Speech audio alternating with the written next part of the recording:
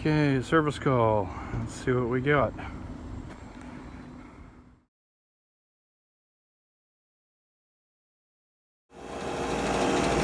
Okay, service call.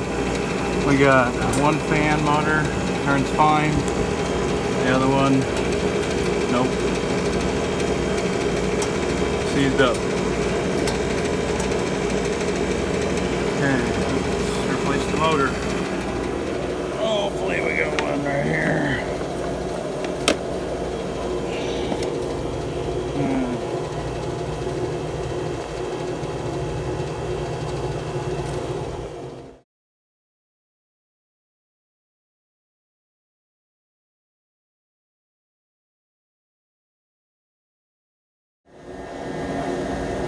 Okay, we got her out.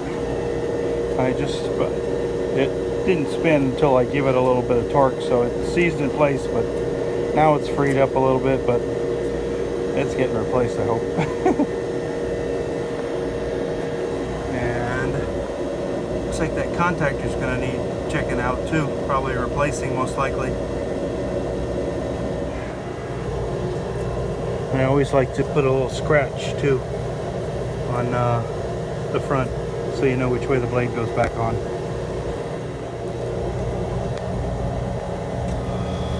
Okay, 50 watt motor, two-way 230 volt.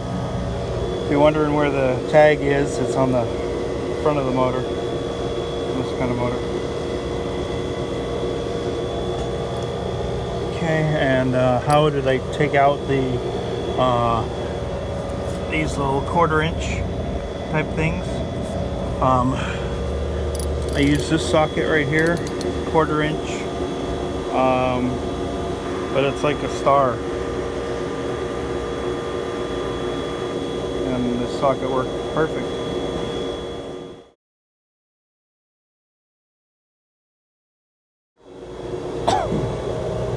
Okay, matching them up.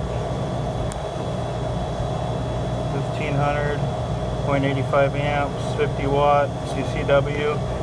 Look at them cheaped out. They put a tag on this thing.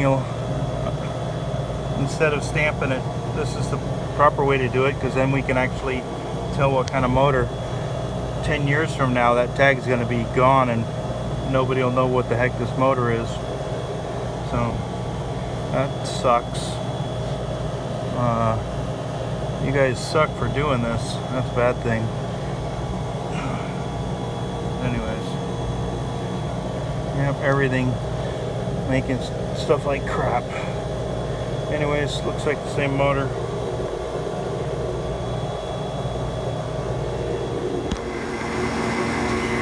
Okay, clean up the blade. Use that steel thing. It's right here in the dishwash station. Whatever you do, if you use one of those in the dishwash station, don't leave it. Take it, because if it's full of grease, it's no longer good for food. So, all right, there, cleaned up, front and back.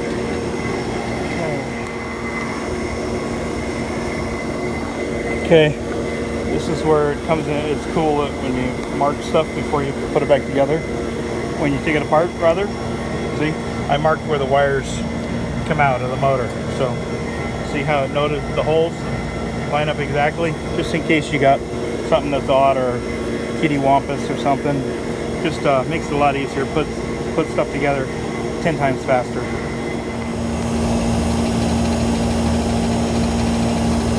at this, guys, right here where that was rubbing against here.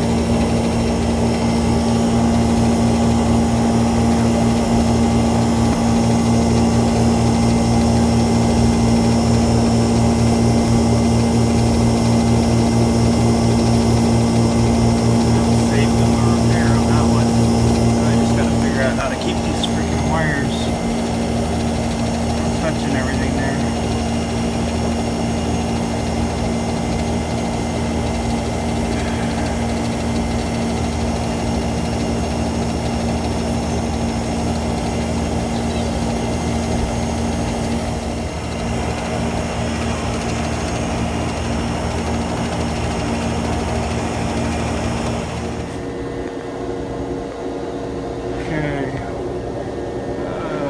running out of daylight, so I'll replace the contactor on Monday. It's Friday.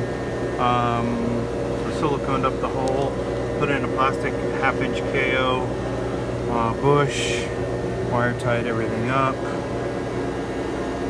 wire tied everything up to the ceiling, up to the unistrut or L shit or whatever it's called. Anyways, so we got it all wire tied over here.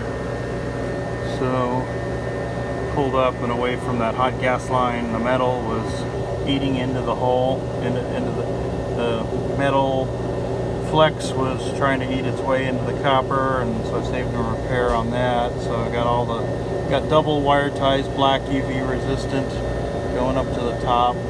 Just got a little tension on this right here, so I got double wire ties on this, and then I have the wire here. And why you loop the wire? You always put the wire coming out of the bottom of the motor, and you put what's called a drip loop. So if any water ever gets on anything, it drips off the bottom of the electrical wire. So these are indoor units outside, which is a bozo no-no to begin with, but it happens all the time in California. So what can you do? It is what it is. You just need a few years. All right. Okay. So that's it. Hopefully, just gonna start up. Okay, we're all up and going. The noise you hear rattling is that old motor. That one's the next one to go, obviously. This one's going nice. Amps, 0.2, 0.74. I got 0.2 already on the meter. The meter's off by 0.2, so maximum amps are 0.85 allowed. So we've got tons of room, which is awesome. And we're done. Just gotta button it up. I did check both legs. The other leg is like 0.71, so we're good.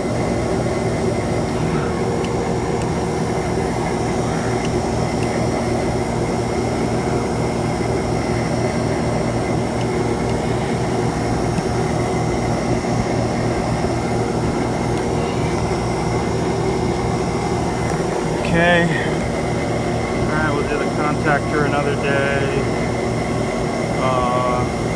About 75% gone. It's got some pitting, it needs changed, so we'll do that as soon as possible. And one other thing I wanted to do.